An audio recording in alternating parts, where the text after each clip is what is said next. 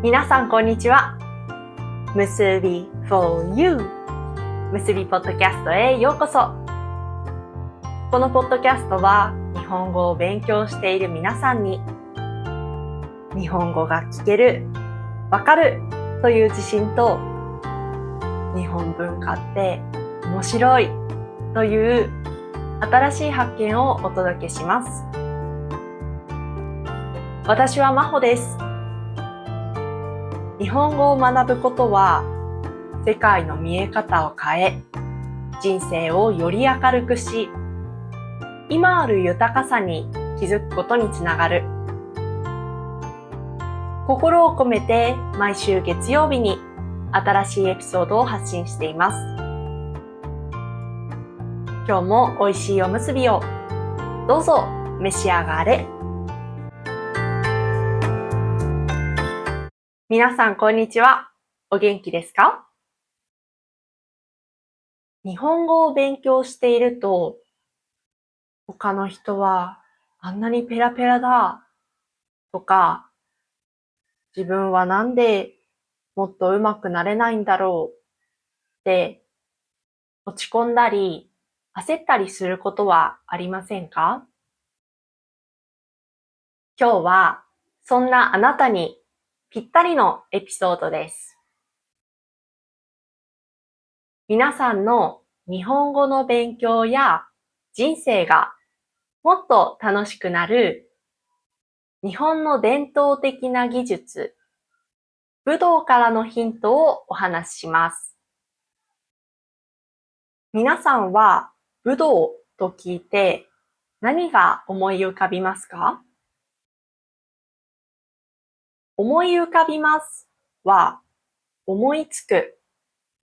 自然に頭の中にイメージが出てくるという意味です。ちなみに果物のぶどうじゃないですよ。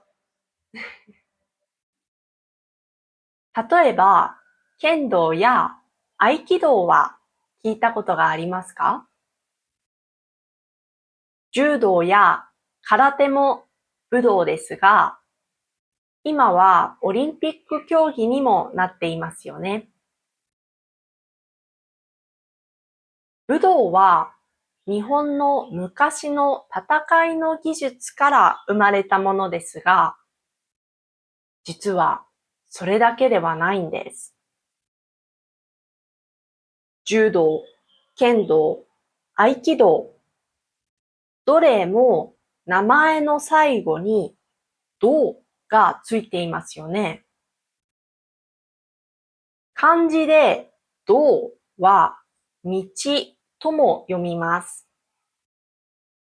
実はこれ、人生の道を表しているんです。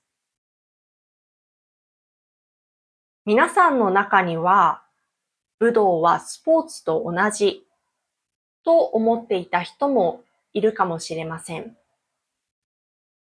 でも、スポーツは相手に勝つことや競争することが主な目的なのに対し、武道は自分の技、技術を磨くことや毎日の練習を通じた心の成長が重要な目的の一つなんです。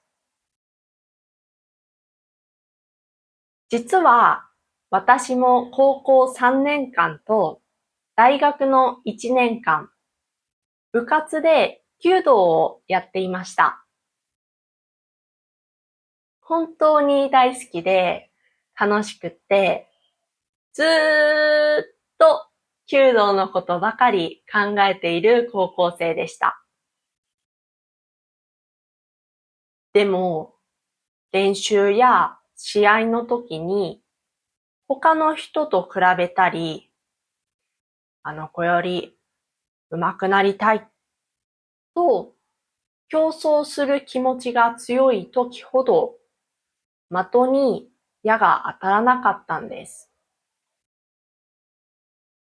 皆さんは日本語を勉強していると思いますが、言語を学ぶときも比べる相手は他の人ではなく自分であるという武道の考え方が大切だと思いませんか？私は英語やフランス語を勉強していますが、高校や大学の時、あの子の方がペラペラだとか、あの人は発音が綺麗だとか、よく他の人と自分を比べていました。でも、そんな時ほど私は自分の勉強に集中していなかったなぁと今思います。もちろん他の人と比べてモチベーションになる時もあると思うし、それも一つの方法だと思います。でも、長い目で見てうまくいくでしょうか？私は難しいと思います。比べている相手は相手の道に集中しているのに、自分は他の人のことばかり気にして、自分の道に集中していなかったら、それは本末転倒ですよね。いいと思った行動も間違った方向に行ってしまいます。こう言いながら、私も今自分に言い聞かせているし、他の人と比べず、自分の道に集中する練習は一生続くものだと思っています。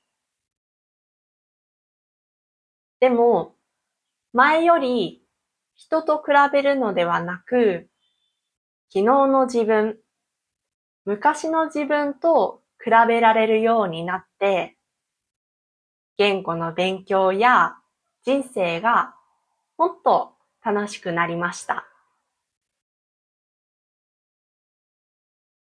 今はお仕事や SNS など何かと競争が多い社会ですよね。だからこそ武道のように日本語の勉強も仕事も今日一日の生活も昨日の自分より成長できたかなという意識を持ってみてはどうでしょうか。自分のペースで自分の道に集中していけばきっといつの間にか目指していたところに行けると私は信じています。これから皆さんが進んでいきたい道はどんな道ですか？こんな風に成長したい、自分のペースで進んでいきたいなど、ぜひコメントで教えてください。ここまで聞いてくれてありがとうございました。このポッドキャストが面白かった、役に立ったと思ったら、ぜひチャンネル登録をして、これからも一緒に日本語を楽しみましょう。皆さんのコメントが他の仲間の学びや気づきにつながります。コメントやいいねボタン、とっても嬉しいです。では、また次のエピソードでお会いしましょう。今日も応援しています。元気にいってらっしゃい。